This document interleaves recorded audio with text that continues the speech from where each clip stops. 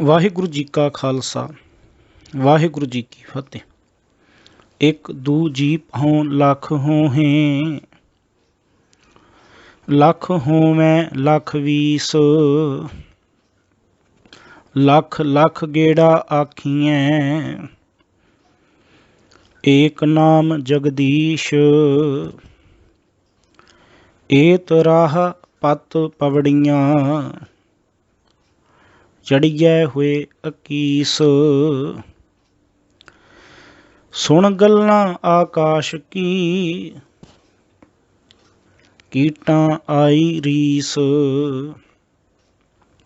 ਨਾਨਕ ਨਦਰੀ ਪਾਈਐ, ਕੂੜੀ ਕੂੜੈ ਠੀਸ। ਹੁਣ ਇਸ ਪੌੜੀ ਦੇ ਵਿੱਚ ਗੁਰੂ ਨਾਨਕ ਸਾਹਿਬ ਮਹਾਰਾਜ ਜੀ ਨੇ ਕਿਰਪਾ ਕੀਤੀ ਹੈ ਕਿ ਮਨੁੱਖ ਕੂੜ ਦੀ ਪਾਲ ਦੇ ਵਿੱਚ, ਕੂੜ ਦੀ ਕੰਧ ਦੇ ਵਿੱਚ ਘਿਰਿਆ, ਚਿੰਤਾ ਫਿਕਰਾਂ ਦੇ ਵਿੱਚ, ਵਿਕਾਰਾਂ ਦੇ ਵਿੱਚ ਡਿੱਗਾ ਰਹਿੰਦਾ। ਪਰਮਾਤਮਾ ਦਾ ਨਿਵਾਸ ਸਥਾਨ ਇੰਜ ਮੰਨ ਲਈਏ ਕਿ ਇੱਕ ਦੂਰ ਟਿਕਾਣੇ ਤੇ ਹੈ, ਇੱਕ ਉੱਚੇ ਟਿਕਾਣੇ ਤੇ ਹੈ, ਜਿੱਥੇ ਪਹੁੰਚ ਕੇ ਹੀ ਜੀਵ ਨੂੰ ਆਤਮਿਕ ਤਲ ਤੇ ਟਿਕਾਊ ਸ਼ਾਂਤੀ, ਆਤਮਿਕ ਤੌਰ ਤੇ ਖੇੜਾ ਮਿਲ ਸਕਦਾ ਹੈ। ਪਰ ਇਸ ਨੀਵੇਂ ਥਾਂ ਤੋਂ ਉਸ ਉੱਚੇ ਥਾਂ ਤੇ ਪਹੁੰਚਣ ਦੇ ਵਾਸਤੇ ਯਤਨ ਕਰਨਾ ਪਏਗਾ। ਉਦਾਹਰਨ ਲੈ ਲਈਏ ਕਿ ਇਸ ਫਰਸ਼ ਤੋਂ ਅਰਸ਼ ਤੇ ਪਹੁੰਚਣ ਵਾਸਤੇ, ਆਕਾਸ਼ ਵਿੱਚ ਪਹੁੰਚਣ ਵਾਸਤੇ ਉਦਮ ਤੇ ਕਰਨਾ ਪਏਗਾ ਨਾ, ਕੋਸ਼ਿਸ਼ ਤੇ ਕਰਨੀ ਪਏਗੀ। ਜੇ ਕੋਈ ਮਨੁੱਖ ਪਹਾੜ ਦੇ ਥੱਲੇ ਖਲੋ ਕੇ ਇਹ ਸੋਚੇ ਕਿ ਮੈਂ ਉੱਪਰ ਪਹੁੰਚਣਾ, ਤੇ ਉਹਦੇ ਉੱਪਰ ਪਹੁੰਚਣ ਵਾਸਤੇ ਉਹਨੂੰ ਯਤਨ ਤੇ ਕਰਨਾ ਪਏਗਾ, ਉਹਨੂੰ ਕੋਈ ਸਹਾਰਾ ਲੈਣਾ ਪਏਗਾ। ਤੇ ਫਿਰ ਉਹ ਮਨੁੱਖ ਜਦੋਂ ਆਪਣਾ ਸਫ਼ਰ ਸ਼ੁਰੂ ਕਰਦਾ ਹੈ, ਉੱਦਮ ਸ਼ੁਰੂ ਕਰਦਾ ਹੈ, ਤਾਂ ਜਿਹੜਾ ਮਨੁੱਖ ਪਹਿਲਾਂ ਪਹਾੜ ਦੇ ਥੱਲੇ ਖੜਾ ਸੀ, ਉਹ ਮਨੁੱਖ ਸਫ਼ਰ ਕਰਦਾ ਕਰਦਾ, ਕਦਮ ਦਰ ਕਦਮ ਚੱਲਦਾ ਚੱਲਦਾ ਉਸ ਪਹਾੜ ਦੀ ਚੋਟੀ ਤੇ ਪਹੁੰਚ ਜਾਂਦਾ ਹੈ। ਮਨੁੱਖ ਫਰਸ਼ਾਂ ਤੋਂ ਅਰਸ਼ਾਂ ਤੇ ਪਹੁੰਚ ਜਾਂਦਾ ਹੈ। ਇਹਦਾ ਮਤਲਬ ਉੱਦਮ ਕੀਤਾ। ਹੁਣ ਪਰਮਾਤਮਾ ਜਿਹੜਾ ਹੈ, ਉਹਦੇ ਟਿਕਾਣੇ ਤੱਕ ਪਹੁੰਚਣ ਵਾਸਤੇ ਵੀ ਇੱਕ ਉੱਦਮ ਕਰਨਾ ਪਏਗਾ, ਕੋਸ਼ਿਸ਼ ਕਰਨੀ ਪਏਗੀ, ਤਾਂ ਹੀ ਉਸ ਉੱਚੇ ਪਰਮਾਤਮਾ ਤੱਕ ਮਨੁੱਖ ਦੀ ਪਹੁੰਚ ਹੋ ਸਕਦੀ। ਉਹਦੇ ਵਾਸਤੇ ਗੁਰੂ ਸਾਹਿਬ ਜੀ ਕਹਿੰਦੇ ਪੌੜੀ ਕਿਹੜੀ ਹੈ? ਉਹ ਪੌੜੀ ਹੈ ਪਰਮਾਤਮਾ ਦੇ ਸਿਮਰਨ ਦੀ, ਪਰਮਾਤਮਾ ਦੇ ਯਾਦ ਦੀ। ਇੱਥੇ ਇਹ ਗੱਲ ਬਣੇਗੀ ਕਿ ਤੂੰ ਕਰਤਾ ਤੂੰ ਹੁਆ, ਤੂੰ ਕਰਦਿਆਂ ਪਰਮਾਤਮਾ ਦੇ ਵਿੱਚ ਲੀਨ ਹੋ ਗਏ। ਤੇ ਤੂੰ ਕਰਦਿਆਂ ਇਕੱਲਾ ਜ਼ੁਬਾਨ ਤੋਂ ਤੂੰ ਨਹੀਂ ਕਰਨਾ, ਤੂੰ ਕਰਦਿਆਂ ਆਪਾ ਵਾਰਨਾ, ਹਉਮੈ ਨੂੰ ਖਤਮ ਕਰਨਾ। ਆਪਾ ਵਾਰਨ ਤੋਂ ਬਿਨਾਂ ਇਹ ਜਿਹੜਾ ਸਿਮਰਨ ਦਾ ਉੱਦਮ ਆ, ਗੁਰੂ ਸਾਹਿਬ ਨੇ ਇਸ ਪੌੜੀ ਦੇ ਵਿੱਚ ਜ਼ਿਕਰ ਕੀਤਾ। ਸਾਹਿਬ ਕਹਿੰਦੇ ਆਪਾ ਵਾਰਨ ਤੋਂ ਬਿਨਾਂ, ਆਪਣੀ ਹਉਮੈ ਬਿਰਤੀ ਨੂੰ ਖਤਮ ਕਰਨ ਤੋਂ ਬਿਨਾਂ, ਸਾਹਿਬ ਕਹਿੰਦੇ ਇਹ ਜਿਹੜਾ ਉੱਦਮ ਆ ਨਾ, ਇਹ ਇਵੇਂ ਆ ਵੀ ਜਿਵੇਂ ਆਕਾਸ਼ ਦੀਆਂ ਗੱਲਾਂ ਸੁਣ ਕੇ, ਆਕਾਸ਼ ਵਿੱਚ ਉੱਡਦੇ ਪੰਛੀਆਂ ਦੀਆਂ ਗੱਲਾਂ ਨੂੰ ਸੁਣ ਕੇ ਧਰਤੀ ਦੇ ਜਿਹੜੇ ਰੀਂਗਣ ਵਾਲੇ ਕੀੜੇ ਨੇ, ਉਹ ਵੀ ਉੱਥੇ ਪਹੁੰਚਣ ਦਾ, ਉੱਚੇ ਪਹੁੰਚਣ ਦਾ, ਆਕਾਸ਼ ਵਿੱਚ ਪਹੁੰਚਣ ਦਾ ਯਤਨ ਕਰਨ। ਉਹ ਕਹਿਣ ਅਸੀਂ ਵੀ ਪਹੁੰਚਣਾ ਉੱਤੇ। ਪਰ ਗੱਲਾਂ ਨਾਲ ਤੇ ਉੱਤੇ ਨਹੀਂ ਨਾ ਪਹੁੰਚਿਆ ਜਾ ਸਕਦਾ ਆਕਾਸ਼ ਵਿੱਚ। ਗੁਰੂ ਸਾਹਿਬ ਕਹਿੰਦੇ ਗੱਲਾਂ ਦੇ ਨਾਲ ਤੇ ਉਹ ਕੀੜੇ ਆਕਾਸ਼ ਵਿੱਚ ਉਹਨਾਂ ਉੱਡਣ ਵਾਲੇ ਪੰਛੀਆਂ ਵਾਂਗ ਨਹੀਂ ਪਹੁੰਚ ਸਕਦੇ। ਇਹਦੇ ਲਈ ਉੱਦਮ ਕਰਨਾ ਪਏਗਾ। ਤੇ ਉੱਦਮ ਕੀ ਆ? ਸਾਹਿਬ ਕਹਿੰਦੇ ਉੱਦਮ ਇਹੋ ਆ ਕਿ ਉਸ ਜੀਵ ਨੂੰ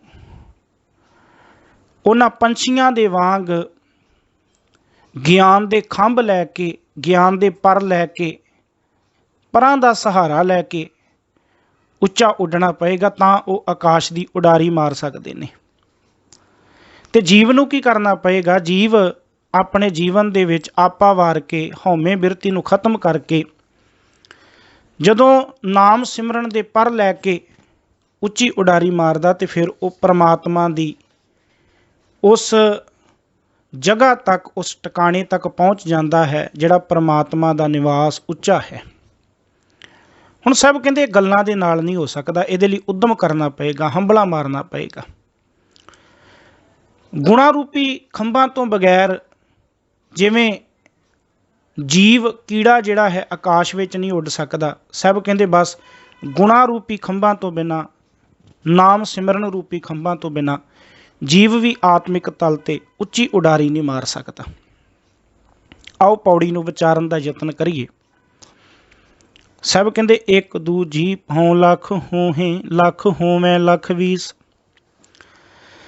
ਸਾਹਿਬ ਕਹਿੰਦੇ ਇੱਕ ਜ਼ੁਬਾਨ ਆ, ਇੱਕ ਦੂ ਜੀਪ ਹੋਂ, ਜੀਪ ਹੋਂ ਮਤਲਬ ਜ਼ੁਬਾਨ ਤੋਂ, ਇੱਕ ਜ਼ੁਬਾਨ ਤੋਂ ਲੱਖ ਹੋਹੇ। ਕਹਿੰਦੇ ਇੱਕ ਜ਼ੁਬਾਨ ਤੋਂ ਲੱਖਾਂ ਜ਼ੁਬਾਨਾਂ ਹੋ ਜਾਣ, ਲੱਖਾਂ ਜੀਭਾਂ ਹੋ ਜਾਣ, ਲੱਖ ਹੋਵੇਂ ਲੱਖ ਵੀਸ। ਫਿਰ ਉਹ ਲੱਖਾਂ ਜੀਭਾਂ ਜਿਹੜੀਆਂ ਨੇ 20 ਲੱਖ ਜੀਭਾਂ ਬਣ ਜਾਣ। ਲੱਖ ਲੱਖ ਗੇੜਾ ਆਖੀਆਂ ਏਕ ਨਾਮ ਜਗਦੀਸ਼।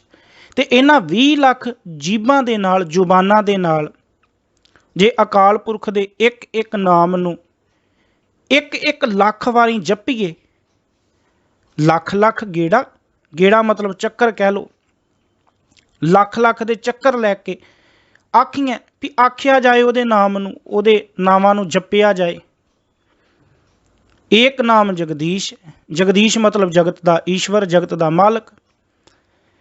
ਜੇ ਇਹਨਾਂ 20 ਲੱਖ ਜ਼ੁਬਾਨਾਂ ਦੇ ਨਾਲ ਉਸ ਅਕਾਲ ਪੁਰਖ ਪਰਮਾਤਮਾ ਦੇ ਨਾਮ ਨੂੰ ਇੱਕ ਇੱਕ ਲੱਖ ਵਾਰੀ ਜਪਿਆ ਜਾਏ, ਸਭ ਕਹਿੰਦੇ ਚੰਗੀ ਗੱਲ ਹੈ, ਜਪਣਾ ਚਾਹੀਦਾ ਹੈ, ਜ਼ਰੂਰੀ ਹੈ।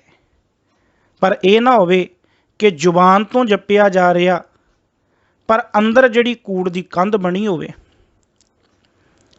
ਸਾਹਿਬ ਕਹਿੰਦੇ ਲੱਖਾਂ ਵਾਰੀ 20 ਲੱਖ ਜ਼ੁਬਾਨਾਂ ਹੋ ਗਈਆਂ ਤੇ ਉਹਦੇ ਨਾਲ ਲੱਖਾਂ ਵਾਰੀ ਪਰਮਾਤਮਾ ਦਾ ਨਾਮ ਜਪਿਆ ਜਾ ਰਿਹਾ।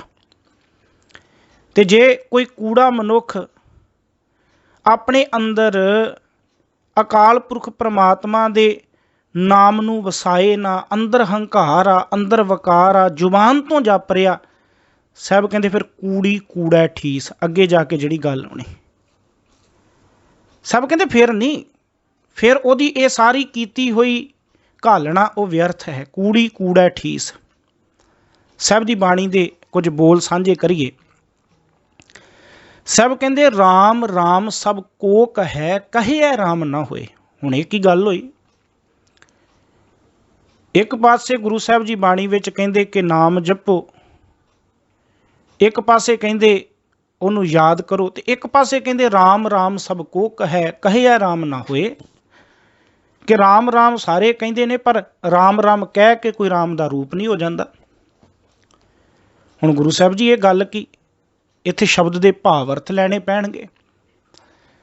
ਸਾਹਿਬ ਜੀ ਕਹਿੰਦੇ ਇਕੱਲਾ ਜ਼ੁਬਾਨ ਤੋਂ ਰਾਮ ਰਾਮ ਕਹਿਣ ਦੇ ਨਾਲ, ਰਾਮ ਰਾਮ ਆਖਣ ਦੇ ਨਾਲ ਕੋਈ ਰਾਮ ਦੀ ਪ੍ਰਾਪਤੀ ਨਹੀਂ ਕਰਦਾ ਜਾਂ ਰਾਮ ਦਾ ਰੂਪ ਨਹੀਂ ਹੋ ਜਾਂਦਾ, ਪਰਮਾਤਮਾ ਦਾ ਰੂਪ ਨਹੀਂ ਹੋ ਜਾਂਦਾ। ਕਿਉਂਕਿ ਉਹ ਜ਼ੁਬਾਨ ਤੋਂ ਤੇ ਰਾਮ ਰਾਮ ਕਹਿ ਰਿਹਾ ਪਰ ਉਸ ਰਮੇ ਹੋਏ ਪਰਮਾਤਮਾ ਨੂੰ ਆਪਣੇ ਹਿਰਦੇ ਵਿੱਚ ਨਹੀਂ ਵਸਾ ਰਿਹਾ, ਉਸ ਰਮੇ ਹੋਏ ਪਰਮਾਤਮਾ ਦੇ ਗੁਣਾਂ ਨੂੰ ਆਪਣੇ ਜੀਵਨ ਵਿੱਚ ਨਹੀਂ ਲੈ ਕੇ ਆ ਰਿਹਾ। ਹੁਣ ਆਪਣੀ ਜ਼ੁਬਾਨ ਦੇ ਨਾਲ ਲੱਖਾਂ ਵਾਰੀ ਜਪ ਰਿਹਾ, ਲੱਖਾਂ ਵਾਰੀ ਰਾਮ ਰਾਮ ਕਹਿ ਰਿਹਾ, ਪਰ ਕਹਿਆ ਰਾਮ ਨਾ ਹੋਏ, ਰਾਮ ਰਾਮ ਕਹਿਣ ਦੇ ਨਾਲ ਵੀ ਉਹ ਰਾਮ ਦਾ ਰੂਪ ਨਹੀਂ ਹੋ ਸਕਿਆ। ਇਹਦਾ ਕਾਰਨ ਕੀ ਆ? ਅੰਦਰ ਹਉਮੈ ਹੈ, ਅੰਦਰ ਵਕਾਰ ਨੇ, ਅੰਦਰੋਂ ਝੂਠੇ ਪੈਜ ਬਾਹਰ ਵਾਲੀ ਗੱਲ ਹੈ। ਚਾਹੀਦਾ ਇਹ ਹੈ ਕਿ ਜੀਓ ਨਿਰਮਲ, ਬਾਹਰੋਂ ਨਿਰਮਲ। ਤੇ ਸਾਹਿਬ ਨੇ ਫਿਰ ਪਤਾ ਕੀ ਕਿਹਾ?